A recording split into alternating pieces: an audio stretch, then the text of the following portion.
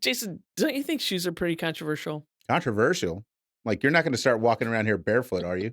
Would that be so bad? Keep your shoes on, you dirty hippie. I've been called worse. But seriously, we've talked about it before. Footwear matters. It's important for health and movement. Yeah, but it's also important to look, as my generation says, fly. In this episode, we've brought in an expert from one of the country's biggest shoe companies, and their cutting-edge approach is making a big difference. Okay, that's right. So if you've got bunions, plantar fasciitis, heel pain, or you've got ankle, knee, hip pain, back trouble, this episode is for you. Yeah.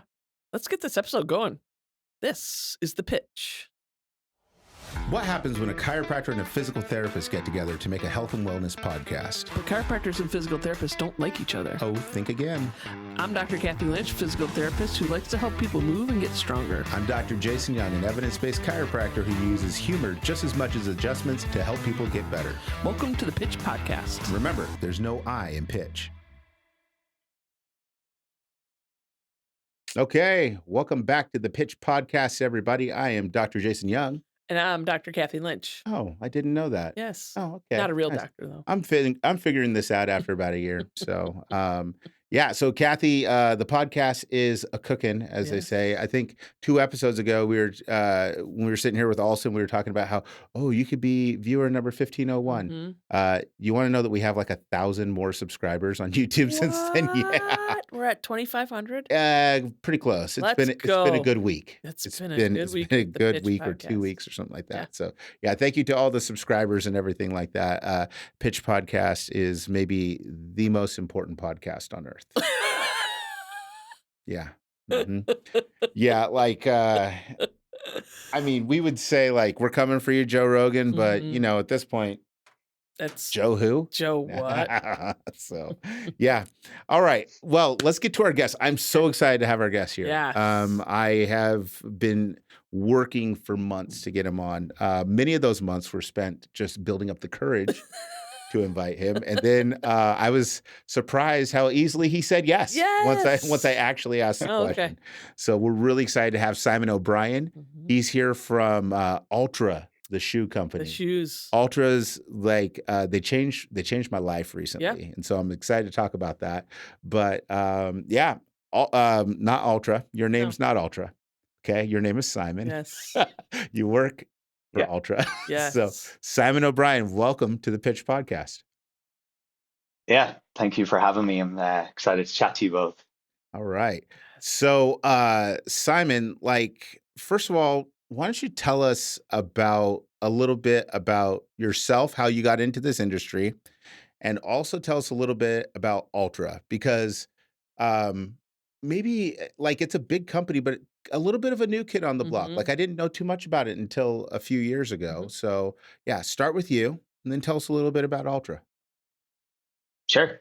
So as you'll probably guess throughout this podcast, I'm not originally from the US. What? Born and raised in a small town called Bray in County Wicklow, Ireland. So that, for those maybe familiar with Dublin, it's about 40 minutes south of Dublin city. Kathy claims to be Irish too. She does. Yeah. Claims to. I claim my bloodlines. Yeah. Uh-huh. She's deep in the Irish game, and she loves Notre Dame. Yeah. I wish I was born in Ireland. Dang it. Have you been there? Have you been, Kathy? I just went 2 years ago for the first time, and I loved it. We went to, we were in Cork and Galway. So. Oh, great. Yeah.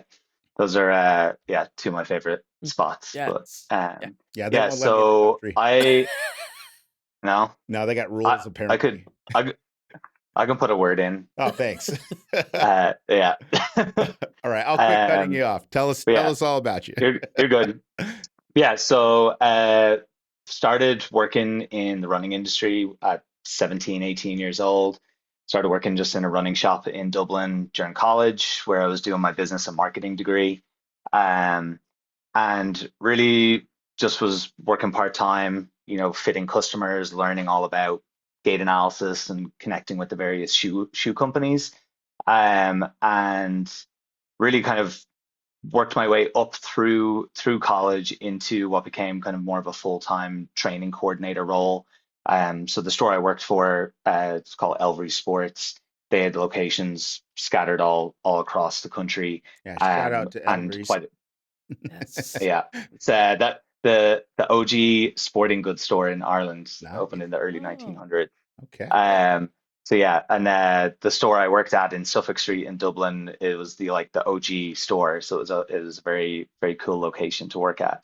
Um, but yeah, I kind of I started working there, would do a lot of like community outreach type events, going into gyms and doctors' offices over there. Like I said, when I got out of college, I wasn't fully sure what path I wanted to go on, but I will say during my time in at university, I pretty much all my projects, all my marketing projects, my dissertation that I did in my final year, everything was done around running shoes and kind of picking, because I worked in the store, I was very into it myself. I would kind of use those as opportunities to kind of focus my efforts on the running shoe industry. And then spent a couple of years in that kind of a training coordinator role with them before eventually moving to the US in 2012 to work for a running store in Jacksonville, Florida. And so uh, yeah, moved over to the US for what I thought was going to be a 12-month stay. I had a friend that lived in Jacksonville that kind of prompted the move and coming over here. But yeah, that turned into an extended stay since now I never ended up going back to Ireland. Okay. And that was a number of years ago. I But bet yeah, mom and so dad miss my you. role really, yeah, but they were also very supportive at the Okay. time All right. of kind of taking the opportunity. And so yeah, with that store, I kind of went from just working on the sales floor, helping out with events and things like that, to moving into more of like a community health educator, working. They had a network of 6 stores across Jacksonville. mm, Medical referrals were a big part of their business, and so I kind of lent in outside of kind of managing some of the day-to-day stores and training staff and things like that. But a lot of my time was spent, working with various orthopedic clinics. They had Mayo Hospital out there, and so a lot of our foot traffic would come from them, those facilities, and that's really what got me into like the medical outreach side of the business. And I did that for a number of years there before moving out to Colorado at Yeah, the and end of 2019. I think a lot of this is really perfect because what you're talking about, it all fits really well into what I know about the Ultra brand and mm-hmm. what it is that you guys Yeah, do. So Yeah. you're like the perfect guy yeah, for it. and Yeah. it's an interesting, because actually so when I moved to the US and I started in that running shop in Jacksonville, one of the first ever like seed shoes that I got when I started that first week was the original pair of Ultra Instincts, which was like the Oh, shoe that launched the brand. yeah. Nice. So I've been wearing it since, because the brand kind of came out in 2011, which I'll touch on in a second. But then by 2012 is when they were starting to get into more retailers, and First Place Sports was an early adopter. So yeah, I always reflect on it now that remembering that one of the first shoes I ever got when I moved to the US was a pair of Ultras, and now fortunate enough to work for the brand. Cool. But yeah, and I'd obviously worked in like the run specialty, more retail environment for most of my career. And then when I got out to Colorado, I kind of made a bit of a pivot to going and working in the outdoor industry, working more on like the sales ops side, but really learning the ins and outs of how a brand works. In my position, I was working with essentially every function within the company, from product development to finance to planning, and really just being that cross-functional partner for all those teams. So it was super helpful to kind of just really understand um, the logistics and politics Yeah. of how a brand functions. And then this role got created on the medical outreach side for Ultra as a brand new position. And I will say, I kind of had my eye on Ultra for a long time. It was like kind of a dream job situation Yeah. for me. And so, yeah, moved over into that role, which I've been in now for about 2.5 So years. what's the official Nice. title Yeah. then? So medical marketing manager is my Okay. like official title. Okay. And that's, I will say when the role exists, when I first joined, obviously, like I mentioned, the role was brand new. So one of the most exciting parts to it is, yes, there was a job description, but it's been kind of an open runway to build this pillar of the brand out, and kind of go down, explore different opportunities for the brand, that are in the medical wellness health space. And I think some of the, features and philosophies of the brand, which I'm sure we'll get into, kind of allows us to play in a lot of different spaces. Yeah, the first time I heard of ultras, I was in my last year of PT school, so either fall 2014 or spring 2015, and I was doing one of my clinical rotations, and one of the PTs that I was shadowing that day or working with that day is like telling a patient like, "Hey, there's these new shoes that you should check out. They're ultras, they're zero drop, they got wide toe box, blah, blah, blah." And so, like, that was the first time I had heard about it. I'm like, "Oh, I'm gonna have to check these out." Yeah. Yeah, We're gonna be and I talking about think what all that kind of that, means in a second Yeah, here. Yeah. Uh-huh. yeah, and that time frame that you're mentioning, yeah. is obviously, very like in the early years of the Mhm, brand, mhm, and to kind of give, like, Jason, you'd mentioned kind of touching on like where the brand came Mhm. from and started Yeah. outside of my position. So Ultra was started by Golden Harper and Brian Beckstead. They're like the two original founders, along with a couple of other people in the background, but they would be the two more public facing names that people might know or would have seen over the years. And really the brand was born out of the back of a running shop, in Orem, Utah. And Golden and Brian, they met running high school cross country together. Mhm. Became friends and training partners. Ended up both going to school to study like exercise physiology, whilst working at Golden's dad's run shop called Runner's Corner, mm, in Utah.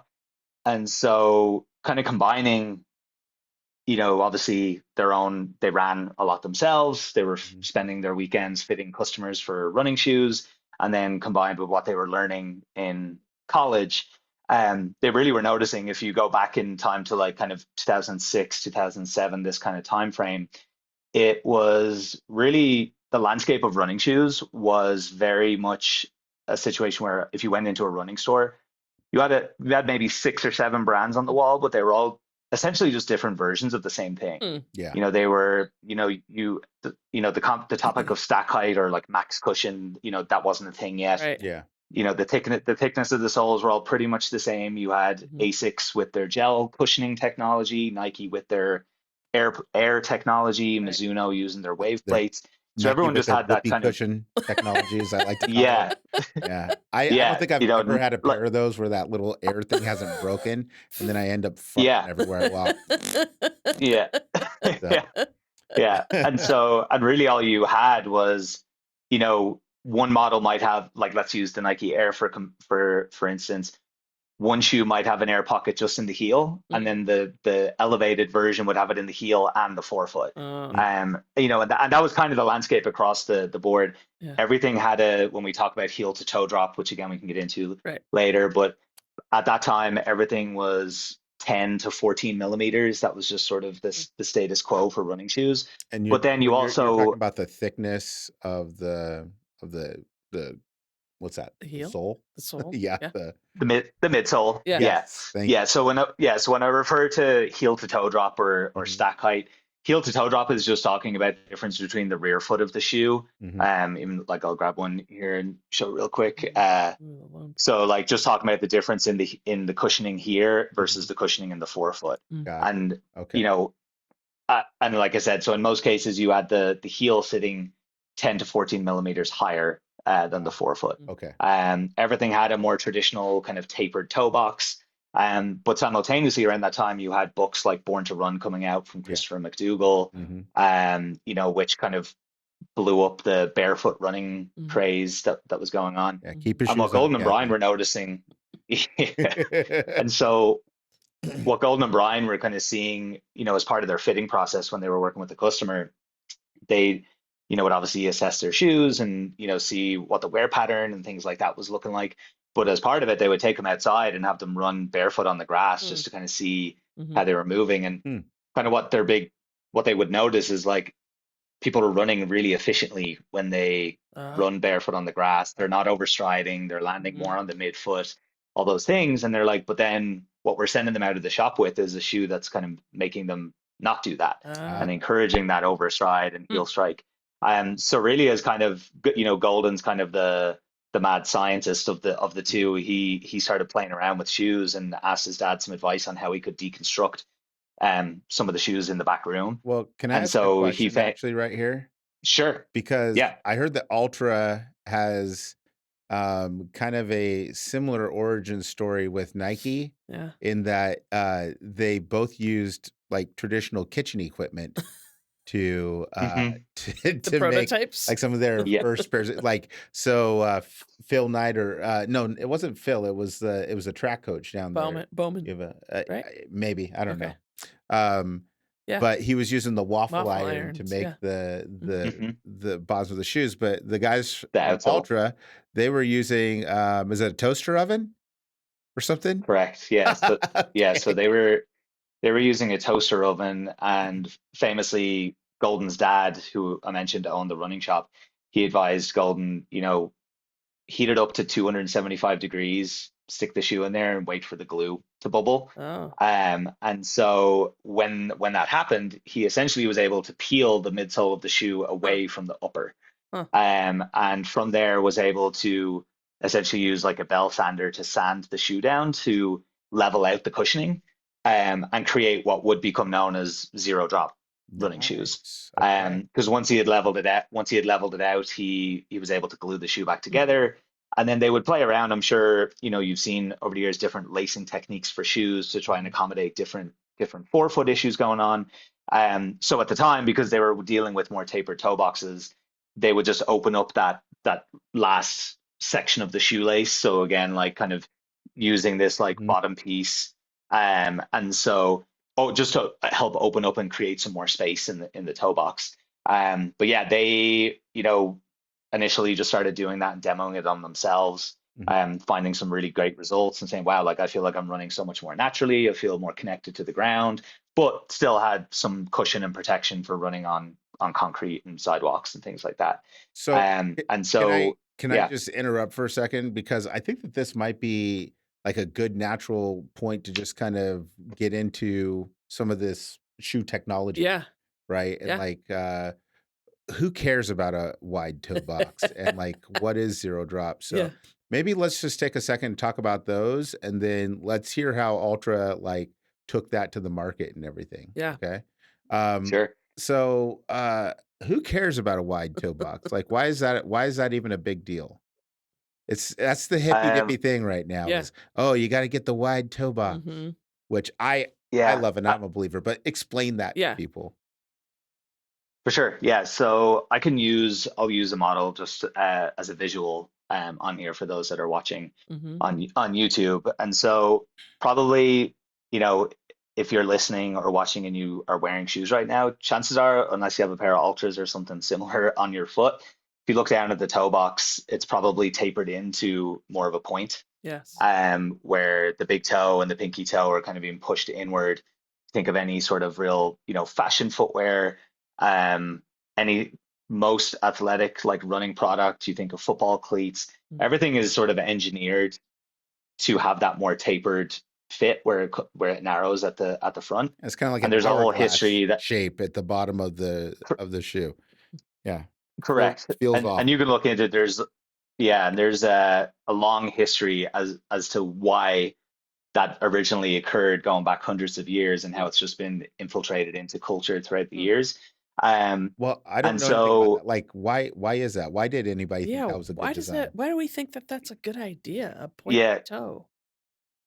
and so a lot of the reason for like both the elevated heel and the toe box goes back to I want to say, don't quote me on this if you're listening, but I think it's back into like the 1600s. Yeah, Mm. the internet never And forgets, it Simon, so you better name yeah, this. No. that's what this is the one part I didn't prep on before I came on, but but yeah, so essentially going back to like, you know, the elevated heel was utilized for putting people on horses getting into Uh, stirrups so that their heel wouldn't slide out. huh. Very And a important lot of the today. original Yes.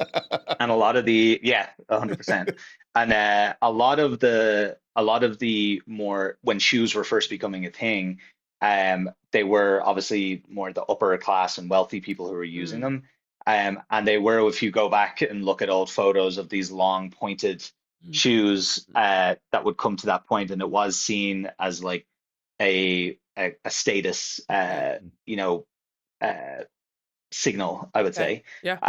And that, so it kind of goes back all the way to then of like when shoes were first being developed and, you know, being put into that sort of more tapered shape. Mhm. But then it's just continued over the decades. And I know there's some research out there that actually shows going back that far, where I feel like now when we talk about bunions, 9 times out of 10, it's usually done through the lens of focusing on women's feet. Yeah. Mhm. But back in those times, it was actually the men who were more prominent with Huh. bunions, Doggone it. because they were the ones wearing that type of footwear. Yeah, so it's like Um, so the pointy toed shoe is like the skinny jeans of the Yes. 1600s. It's like, Yes. hey, this is yeah, 100% fashion, not functional None. whatsoever. Zero function. yeah. Jeez. And I think with most people, you know, like I mentioned, yeah, Jason, like I just got back from a big conference last week in California, and a lot of people there, they're wearing more dress shoes. Hmm. They're coming into the booth and checking out, and you know, it's a very simple question of just pointing at their shoes and say, hey, like, should your foot be shaped? Is that the shape that you want your foot to be? Are you an elf? And Yeah, so exactly. yeah, and so I think it kind of boils down to that conversation of like, you know, are we trying to have a foot shaped shoe or a Mm, shoe shaped foot? yeah. You know, and like and so yeah, when Ultra was first coming on the market, like you said, Jason, now it's like it's definitely becoming more and more popular. Like we see it in the growth of our brand, but even like I said at that conference last week, the amount of people just walking into the booth, be like, hey, I'm really curious about trying like wide toe box, zero drop shoes. But back then when Ultra came out, it was pretty rare. Yeah. You Yeah. know, you had Yeah. shoes like the Vibram Five Fingers and things Mm, of that nature, the full on barefoot shoes. But Ultra was really the first brand to come to market with combining a lot of the functionality of the barefoot style, Hmm. but providing some cushioning. But definitely, I mean, in the early days, you know, people can, you know, use the term like talking about them as clown shoes because they were more rounded and creating that space. I I Definitely come a long I'm way in I'm terms of happily of fashion. an age where I don't care about that. It's like I want comfortable shoes. Yeah, for number And one. you know, yeah, I did the Vibram five finger shoes for a You while. did. Oh, I was so cool. Oh, Yeah, that and I was would I would was do that those. fly? I was so fly. Yeah, I would do those obstacle races, which so I did that and I did it in a pair of those shoes, and Mhm. it was actually kind of awesome. It was like neat to be able to Huh. run barefoot. It was really great right up until this event was Oh, out on a farm and they had uh, these it was like 10-foot high walls that you mm. had to Yeah. climb, Mhm. and so getting to the top of the wall, like that barefoot shoe actually was pretty great, you Okay. know? You get to the top of the wall and it's like, "Oh, now I have to drop into this dry creek bed." And it's like, Ooh. this is an automatic ankle sprain. There's like Yes. no way, no comfortable way to drop on top of all those rocks. And so it's nice to, and so that was like the last day for Yeah. those shoes because that hurt really bad. But it's nice that now we've gotten to the point where you get like these, you get that good heel cushion, plus you can get that kind of wide toe box, sort of that barefoot feel. I like Mhm. it. Mhm. We're really selective about the tools that we recommend. Brain FM has really earned its spot. It's functional music built with neuroscience in mind, designed to support focus, relaxation, creativity, or sleep, depending upon what you need in that moment. Think of it like adjusting the lighting in your brain. Need deep focus? There's a mode for that. Need to calm down? Covered. Need to shut things off at night? They got that too. We use Brain FM while working, decompressing, and winding down at night. It's simple, effective, and easy to stick with. This isn't just stuff that you can stream through YouTube or Spotify. This is audio that's been engineered using cutting edge neuroscience, AI, and real composers. You can get a 30-day free trial at brainfm/pitch podcast. Remember, there's no I in pitch. The link's in the show notes, and signing up through our link for the free trial supports your favorite podcast. Brain FM, music for the brain. Yeah. And I would just say, like, in terms of the lasts, or like essentially the mold that we make our shoes out of, it's really engineered around creating the space so that that big toe can stay straight. It acts as such a key stabilizer for the foot and during propulsion. But again, going back to what we were saying, for some reason in most shoes, if you think of the foot as like a tripod, you're almost taking that big toe, that big, main stabilizer kind of out of commission. And I think that's where we've gotten into, like, kind of industry wise, we have shoes that are just, they're so like overbuilt, and the shoe is doing so much for the foot because it's kind of taking the big toe and taking the arch out of commission, that the shoe has to do everything. So with Altra, we try to make, and again, we can touch on this later, but we try to build a line now that wide toe box is like a non-negotiable throughout all of the styles, whether it's a road shoe or trail shoe. But to your point, Jason, we try to make like what we call a shoe spectrum. So we have different levels of cushion for different, so that you can kind of meet people where they are. If they're used to more cushion, you can start there, or just thinking about, particularly for those listening to this, if you have patients that have different capacities for load, and they are, needing to start somewhere higher up the spectrum with a bit more cushion, a bit more support, right? Because they're in acute pain, we try to have something to meet them there. Similarly, if you're going down the other end of the spectrum and you're looking for something more for strength training or just daily wear, where you actually want to put some of that loading on the foot, we can accommodate that as well. Yeah. So are all the models all zero drop? They all have the wide toe box, but are they all zero drop? Correct. Yeah. No. Okay. They're not. So that's a great question. And for those who are listening, who maybe, like you said, Kathy, that you had first come across Altra in 2014. Back then, and up until 2.5 years ago, the brand was strictly a zero drop company. So every model we made was zero drop. Everything at the wide toe box, that's always been kind of the first checkpoint of the design. But a couple of years ago, we did add what we now call our low drop models, which have a 4 millimeter offset. Okay. So if you still need to get on the horse. Yeah. Okay. Exactly. Good. Yes. This is a primo horse riding shoe. Oh, so a few years ago, we introduced a shoe that was called, at the time was called the Ford Experience. This is the Flow 3, which is sort of the newer iteration of that shoe that's just come out a couple of weeks ago. And so with these 1st, models, so we have what we call the Experience Collection, which is most of our 4 millimeter drop shoes. And these work really well for those people transitioning into the brand. Yes. But they also just offer a different ride and experience to run in or walk in. They kind of have a multifaceted approach, but in reality, for the brand had obviously grown over a number of years, had gained in popularity. You had, you mentioned when you were doing your rotations, we kind of had that like following of people that knew the brand, were very passionate about it, both one in the medical space. We kind of developed this sort of cult following in ultra trail marathon runners, which is kind of where the brand really like grew its legs in the first years. Like people use them for like 100-mile trail races and things. This that model I showed earlier, the Lone Peak, is kind of our original trail model. That Brian Beck said, he built the prototype of this model for himself to run the Wasatch 100 in Utah. That's cool. And so we had this sort of cult following, and through word of mouth, obviously the brand would grow over the years. But you always heard, and I can attest to this because I worked in running stores during that whole period where we sold the brand, you would constantly just hear the comment of like, oh yeah, like I really love the concept of the wide toe box, but I just can't do zero drop. Whether they could or couldn't. Right. Obviously in certain instances, like if you're coming off a ruptured Achilles tendon or something, going into zero drops probably not the Right. smartest idea. Right. But a lot of people just, they were so used to what they were used to, Mhm. and in many cases it was still, a 10 or 12 millimeter drop shoe.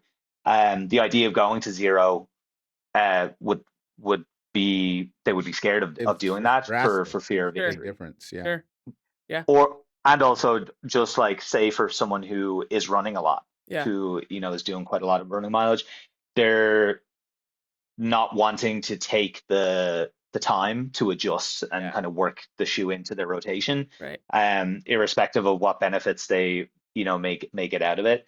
So for a number of years, that was always a discussion. They used to have kind of transition insoles in some of the shoes where you could start with one and then Mhm. work down to the other, to one that would be flatter. But yeah, ultimately these newer models, we have about 5 or 6 models now that have the 4 millimeter offset. They really just help expand, kind of open the arms of the brand and bring more Yeah. people in. So Um, what models are those, if I can ask? 'Cause yeah. the Wild So and yeah, so the flow that I showed first the Flow. is Okay. kind of the neutral. The flow is the neutral road trainer. Yep. Yeah. And I kind This of is one. feel This is like what I. when you're holding that up, it's bothering me because I don't have that yet. And so Yeah, like when we're like, I'm like, is it going to look weird yeah, if I'm ordering a pair of shoes during the show? yeah. Yeah. I can send you some afterwards, Ah! Jason. Those are But yeah, those are this pretty dope. All right. So the Flow, yeah the this Wild. so and then we also have a shoe called the Flow ST, Oh, which I have okay. here as well, which Okay. for people that are watching. The Flow ST, the ST stands for stability. Mm. So Okay. both the Flow and the Flow ST are built on the same last. They have the same stack heights, same drop. All the 95% of the shoe is virtually the same. But with the ST version, we utilize what we call our guide rail system. Yes. So it really just helps create more of that Yeah. stabilizing feature. Nice. So again, if you have people that have some excessive pronation, or they just like a little bit more of a gentle hug Mm. on the back of the heel of their shoe, the way we build our stability models, you know, we've come a long way from, for years the stability shoes, all you would see is just this like dark gray block on the Mm. medial side of the shoe, Yeah. Yeah. and it was just like a firmer density of foam. Mhm. Ultra actually never did that, since the beginning with some of our original support and stability models. But pretty much the whole industry uses this kind of like design now, where you're really just building up the sidewalls of the shoe a little bit more.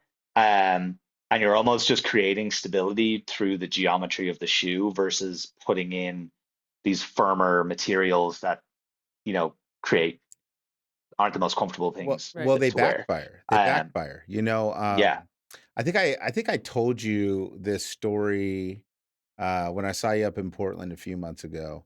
yeah, But I um had an opportunity to get some ultras, and so I was like, "Yeah, let's get some ultras." My wife was not happy that I ordered a bunch of shoes because we had like a bunch of. She's like, "We don't need those. Like, we have Hokas and Yeah. and all this other Yeah. because Hokas are really popular now because they're like the marshmallow shoes or Yes. the on clouds, right? There's all this cushioning, and I feel like all those shoes are inferior. Like, I Yes. don't care if they want to sponsor the show. I don't want to sell their shoes. Um, but so I supinate, right? I'm walking around the edge of my shoes and like the Hokas, like the what is it, the Cliftons or Mm. whatever, Mm. like I'm just like all the shoe is in the middle and I'm just walking on the sides You're and like these are ready to sprain your I can't ankle do at yeah, any moment. basically, Yeah. yeah. And so we ordered up some ultras for the whole family Oh. and they showed up. Um Wife was not thrilled that suddenly there was so many shoes in the house and I had picked them all out. At that time, my right leg is like messed up. Like I've always had this like hip thing and everything. And so periodically I'll limp, Mm. just because my leg acts up. Um, and so I put these shoes on. In fact, I think it's the ones that I'm wearing. I'm wearing the Superior Sixes, Mhm. and I'm walking around in them. I'm like, oh yeah, these are pretty comfortable and everything. And then my wife noticed you're not limping.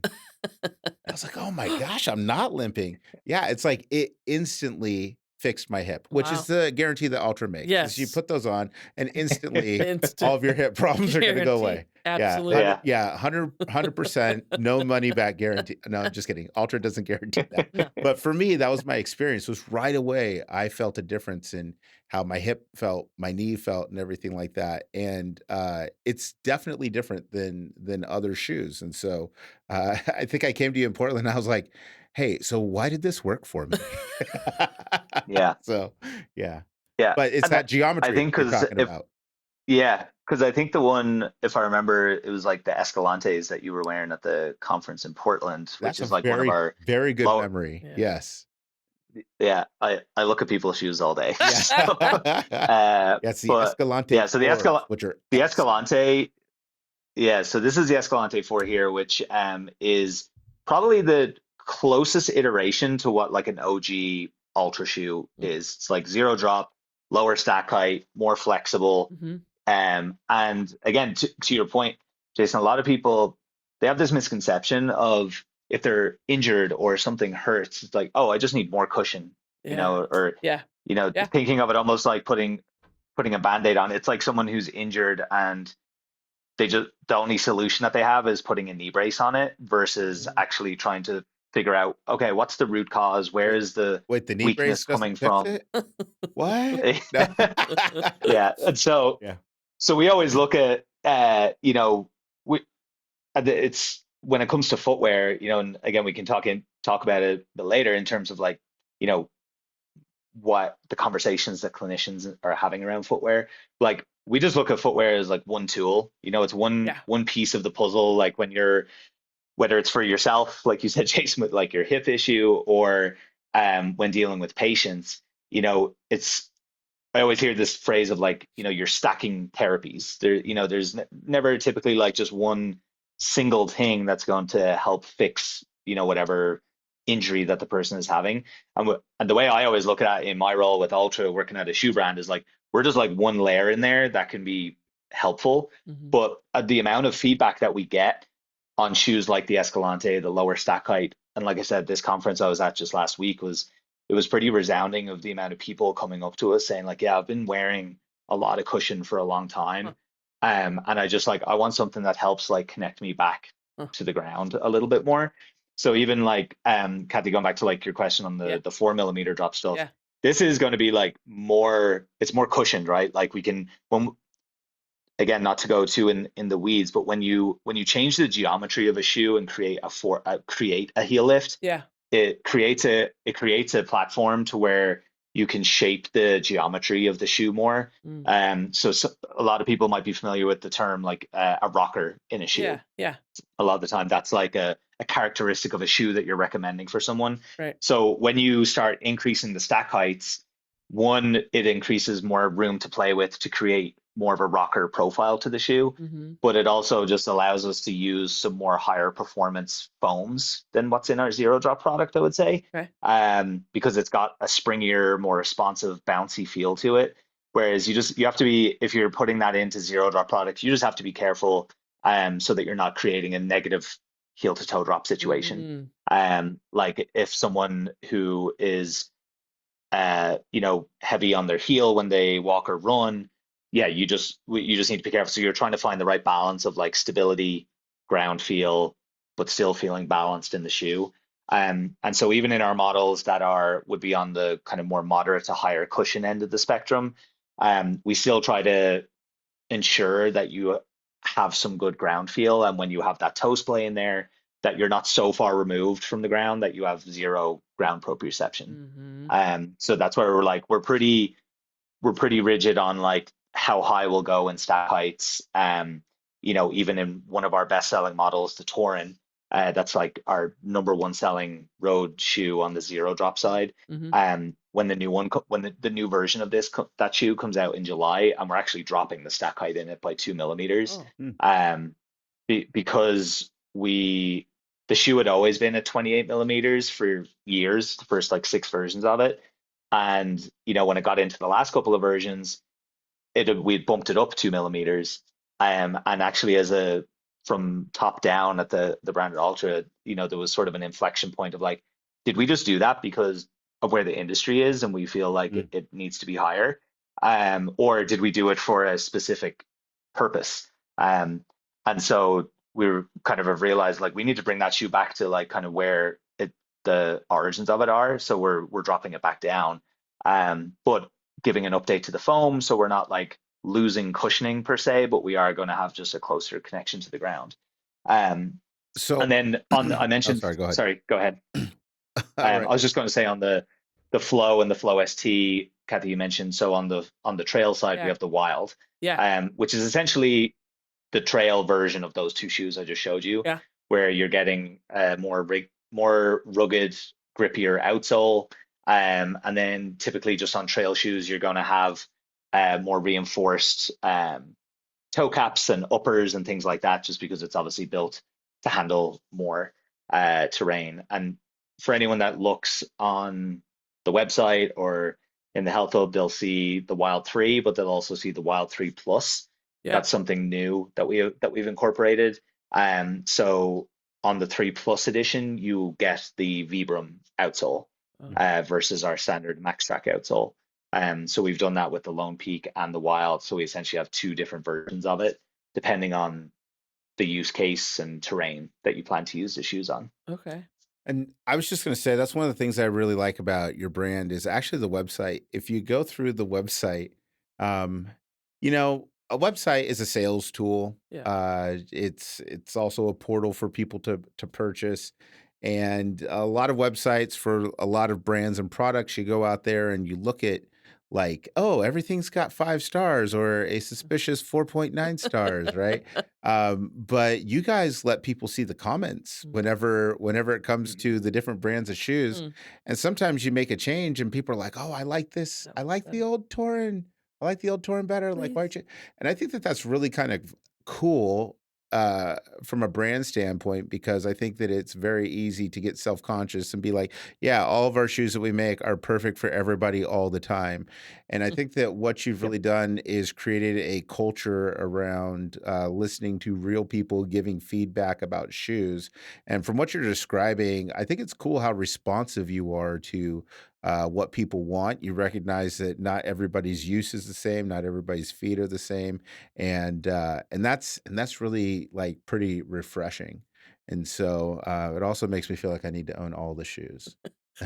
Well, I have a good Yeah. story about ultras too. Not my personal use, although I do wear them. About 7 or 8 years ago, I would say. So my partner loves to hike. She's hiked all over the world, and she and her friend decided they were gonna, each summer gonna take each part of the PCT. The Pacific Crest Trail. Yeah.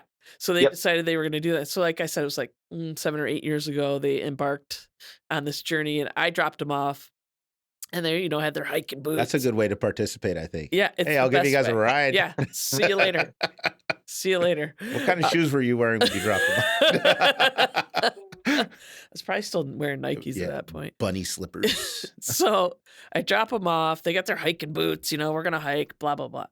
Midway through this trip, I get this SOS call. Can you bring us Band-Aids? Oh no. Neosporin and bring my sneakers. And I was like, what's happening? Like, we have the worst blisters ever. So I meet them there. It was a weekend. I meet them there. I bring them whatever they need. And they're like, every person that walks past us is wearing these shoes. And they're not hiking boots. They look like sneakers. So we asked them, and they're all wearing, these people that have done this before are all wearing this brand called Ultras. Weird. Yeah. And so now that's all she wears are the Lone Peaks. Yeah. And I love the Lone Peaks too because they're waterproof, Mhm. and you can get a waterproof version. And when I'm out walking my dogs, we have really good trails around here in Corvallis. So when I take my dogs out in the winter, sure enough, there's going to be tons and tons of water. And so I love the waterproof Lone Peaks. Yeah. Yeah. So yeah, that's Yeah. all she wears. Yeah. That's the through hiking community is Yeah. also a big follower of the brand. Like, Uh-huh. yeah, the PCT, Yeah. the Appalachian Trail, yeah, and the Lone Peak in particular. Like Mhm. that's kind of where that shoe has built its roots. But yeah, and to your point, Jason, like I think with this, we are a newer brand, right, in comparison to a lot of the other ones that are out there and growing at a very rapid rate. But we're also very agile and able to react based on feedback of product and make adjustments. It is the comment you made there is something we hear a lot from the retailers that we work with, because we'll do like retail summits where we Mm-hmm. bring in, whether it's 30 Fleet Feet stores or a Mm. group of like local independent run shops from around the country, and we do like what we call pre-lines with them, where they kind of are seeing the shoes in development as before they're like fully baked, but they kind of get to see like, hey, here's the direction we're going, here's like the color stories we're thinking of telling this season. And we've gotten really positive feedback of like the product team actually listening to them and being able to pivot and make changes. It could be something as simple as just like the design language on the shoe, and they're like, hey, like that's just not going to look good on the wall next to things. Or Mm. from a color perspective, they'll be like, oh, of the 5 colors you're showing, there isn't like one jumping off the map, but we wish there was something in this color palette, Nice. and being able to pivot. But yeah, the trail, the through hikers and those kinds of stories, like I actually have a friend of mine, Sarah, who she is through hiking. She's spending 5 months in New Zealand hiking the length of New Wow. Zealand. Wow. Wow. And she's using the Lone Peaks over there. Yeah. And she sends me picture updates, and she sends me photos of all the people she's converting who are Ah, having problems with their feet, yeah. and Yeah. and they get in. But yeah, definitely very popular. Like, obviously I live here just in Colorado, just outside of Boulder. So like going on a hike or trail run on the weekend, it's I would say probably like 2 to 3 out of every 4 pairs of shoes that go by are ultras, which is always Nice. cool to Yeah. That's see. good. That's really Well, cool. and I think from what you just described, like it sounds like your shoe company is what you want out of a shoe. It's Mhm. agile and it's got good support. And so that's Mhm. great. Yeah. Um, so Yeah. one more thing that's really unique, and actually one of the things that got me into ultras is you guys offer what's called the healthcare hub, which Mm. is really unique from a provider standpoint, because it's very easy to have somebody show up and they want a recommendation for Yeah. footwear, or you want to talk to them about, okay, this is why your hourglass shaped shoe is like terrible for you. It's giving you shoe splints. It's why you have to have your bunion surgery, those kinds of things. But a lot of us don't have like training in shoes, or it's not easy. I mean, I have enough other stuff to catch up on. It's not easy to know, like, okay, the shoe technology, how is it going to help somebody's Right. back or, their knee problem or something? So you guys created the healthcare hub, and talk a little bit about that, because this is really unique. I don't see this from other companies. Yeah. So we launched the Health Hub like late last summer. And essentially, at a high level, what it is an online portal for medical practitioners and medical students that they can join for free. I can share the link. We can put it in the show notes and Mhm. send For it sure, out we'll get that in. Yeah. for those listening that qualify. But yeah, it's when I joined the brand, we knew I had like essentially spreadsheets of single-use discount codes Hmm. for the website.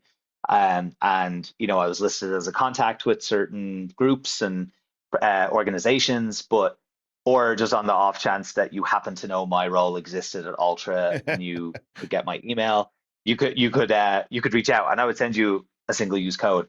But I would also spend a lot of days just sending the same email 20 times with copy pasting a new Yeah. code in. Yeah. So not very efficient. Not truthfully what I enjoy and I'm passionate about spending my time doing. That's not what you came Um, from Ireland to do?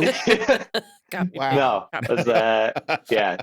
So just not very scalable. And so really what it started out as was a way to look to automate that of just building it into the website. But I also know from my time working in the running industry, outdoor industry, like every brand pretty much has a pro deal. They have a discount program that you can get through things like Expert Voice and Outdoor Pro Link and all those kinds of things. And they're great, right? You get sweet discounts on products that you are hopefully using out in your whether at home or out in your time spent outside. Mhm. Um And so, but what I wanted to layer in, because something that I consistently heard since I started, both from practitioners and when I would go speak at universities and meet with students, is to your point, Jason, like the footwear conversation is pretty minimal in school, Yeah. Yeah. if it's happening at all. Yeah. And really, there's not, I hear it kind of depending on the school, depending on the profession, between PTs, chiropractors, podiatrists, it sort of varies. Mhm. But also understanding that, if you're a practitioner, like you said, Jay, like you've got way more other stuff to worry about in Yeah. terms of Yeah. versus keeping up to date with all the latest few releases and all those things. So the Health Hub, I've felt, was really an opportunity to lean in on the education side and try like plug some of those holes so that, you at least from an ultra perspective can understand the the design philosophy, the benefits, why it's important, but then also just keep up to date with the models, because knowing that most shoes are switching every 12 months. We, in fairness, do quite a lot of our shoes on 24-month life cycles so that it's not updating every year and not constantly making changes. We just look to like kind of refine them on some key styles every 24 months. Um, and so with the Health Hub, we basically, once you're signed up and you're a member, you automatically have a 40% off discount that's just applied to the account at checkout. You don't need codes or anything like that to add in. Once you're a member, it post discount, you have $1,000 allowance for the year to utilize. But what we also created is this separate section of the website that you only gain access to once you're a member. Mm. And so in there, there's kind of a whole variety of stuff. So the concepts that we're talking about here, the roomy toe box, the zero to low drop, the shoe spectrum, we have videos that we create with practitioners and foot specialists that basically talk you through what a ride toe box is, Mm. why it's important, why should you care about it. Here's kind of the implications and pathologies that it's useful for. And the content that we record from there is done specifically to speak to medical practitioners Yeah. and medical students. Nice. So yeah, that content is not outward facing to consumers. So we're able to, when we record the content with Dr. Connolly and Dr. Perez from Gait Happens, we're like, you can speak to the practitioner here, Mm. and go a little bit more in depth, right, than like what we would do for our general consumer facing content. Yeah, it makes me Um, feel smart. It but makes me feel more like I know what I'm talking about. I yeah, and it's always so sometimes it's just about knowing a little bit more than your patient. That's all you need to Just a know. little bit yeah, more. and sometimes, like, I mean, I share that content with the tech reps that at Ultra that service our retailers all over the country, because in a lot of instances they're uh, working a medical night with the retailer, which is another kind of other side to my role, is like supporting the retailers doing their own Mhm. community outreach with the medical clinics in their towns. And so for our internal reps, it's like, hey, like here's content that you can kind of pick out the one-liners, pick out the talking points Yeah. that, when half a dozen practitioners come up to your table and they're saying like, what tell me about Ultra, they can kind of speak their language a little bit more and reference it, versus like talking to the cross country athlete who is, in just buying shoes for high school. Just one But faster. with the Health Hub, yeah.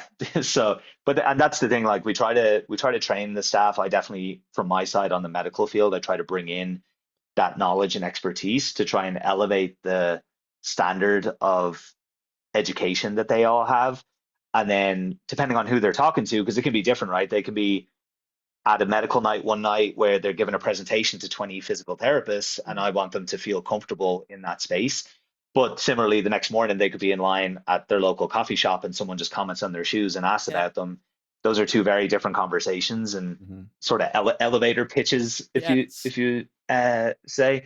And so with the Health Hub, outside of the video content, you also have basically like footwear posters that you can download, um, where we map out the entire line by stack height, by road versus trail product.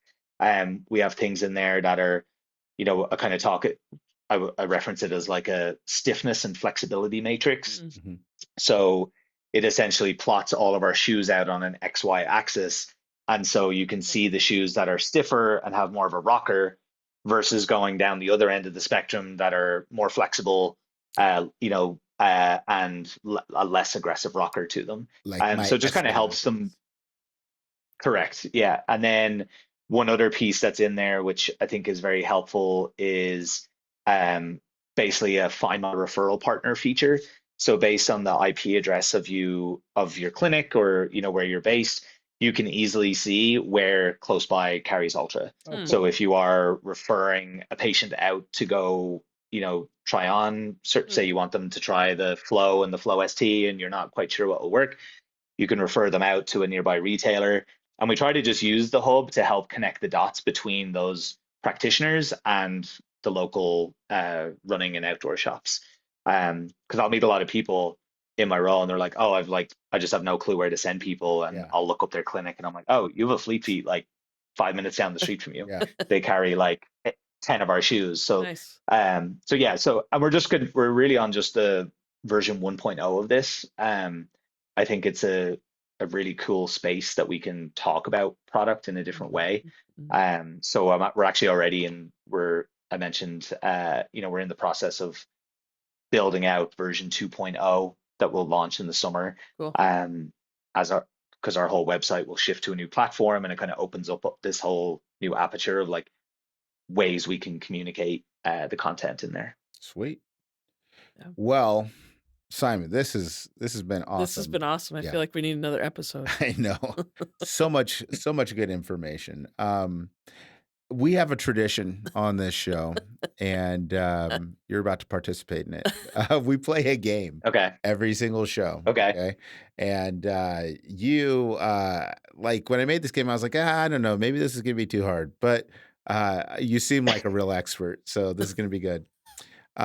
Basically, the way that this game works is I'm just going to tell you the name of a shoe. Some of them will be Ultra, some of them won't. You just need to tell me, did I make that shoe up, or is that a real shoe? Because there's some crazy names out there. I think one of the things that's fun about Ultras is I love all the line names and everything like that. And so you see somebody and you're like, oh, what are those? And these are the Superior Sixes.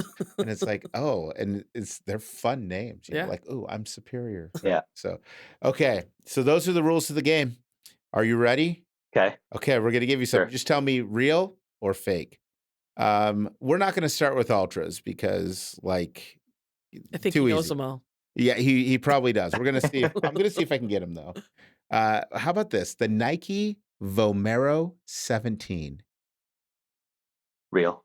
That is real. Yes, very good. What about the Brooks Achilles Prime? Fake. That is fake. Wow, he's killing it. All right, well, fine. Let's get into the Ultras. Yeah. How about the Ultra Olympus 6? Real. The Ultra Toe Spartan X. Fake. Okay, Kathy, when you laugh. I'm sorry. I didn't even know. I'm sorry. No. Okay. How about Try this? to keep a straight face. The Hoka Tecton X2. Real. Oh my gosh. Oh, I didn't know that one. He's perfect so far. How about how do you say this one? The Saucony? How do you say that? Saucony. Is that how they say it in Ireland? Okay. Yeah. The Saucony Endorphin Edge. Real. The New Balance Quantum Rancher. Fake. The Topo Athletic Phantom 3. Real. Oh my gosh, this guy's a machine. Yeah. The Ultra Mont Blanc Carbon. Real. Asics Metcalf Pro. Metcalf. Fake. Oh my gosh. Wow. Unreal. This guy's like the shoe prodigy. All right, I'm going to give you 3 more, all right? The Hoka Infinite Stability Matrix. Fake. The Nike Pegasus Turbo Next Nature.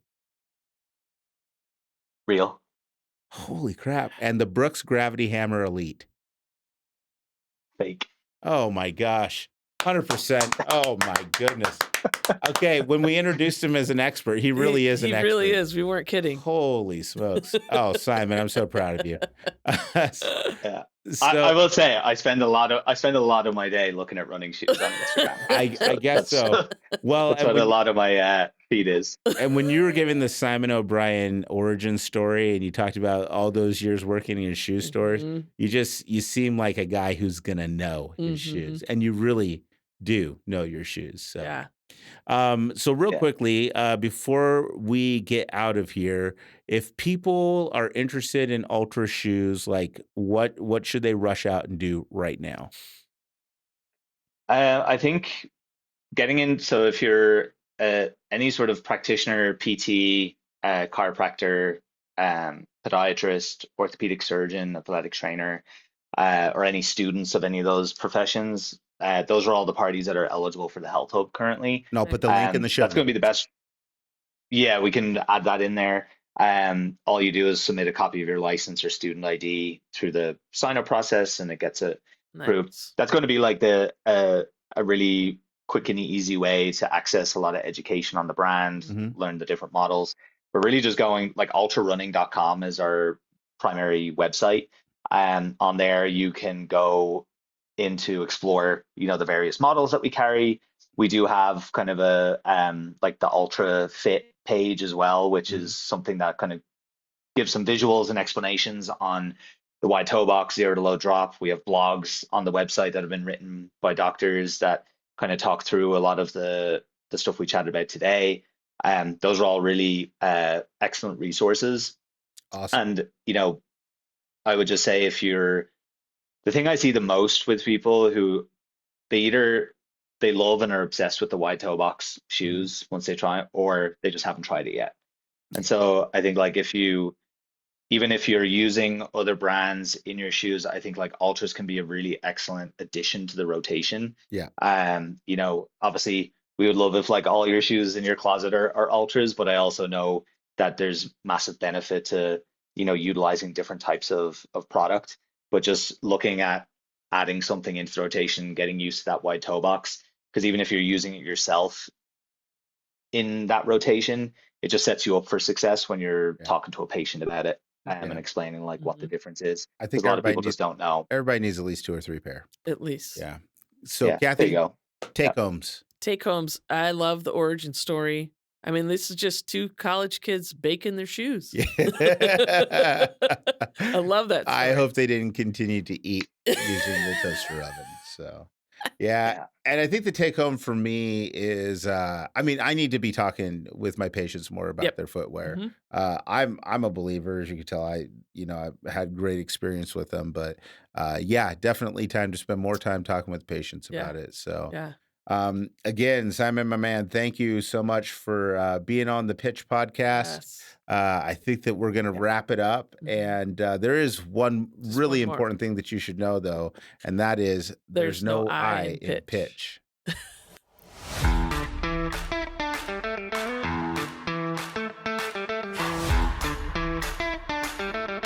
Cool. Yeah, thank you.